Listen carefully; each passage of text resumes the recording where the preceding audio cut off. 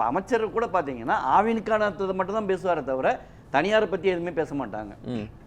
தனியாரில் என்ன பிரச்சனைகள் இருக்குது, தனியார் துறையில் தனியாருக்கு பால் வழங்கக்கூடிய பால் உற்பத்தியாளர் என்ன பிரச்சனை இருக்குது? இல்லை அது இவங்க கீழே வரலன்னு சொல்லிடுறாங்களே. பால்வளத்துறைக்கு கீழே தனியார் பால் உற்பத்தி நிறுவனங்கள் வரல. அது லைசன்ஸ் மட்டும்தான் அது கீழே வரல.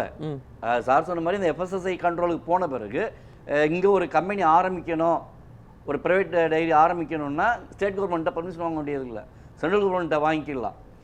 அப்படி இருக்கும்போது நீங்கள் இங்கே வாழக்கூடிய மக்களுக்கான நலனை கண்காணிக்க தானே அரசு இருக்குது, அதுக்கு தான் அமைச்சர் இருக்காங்க, அதுக்கு தானே அதிகாரிகள் இருக்காங்க.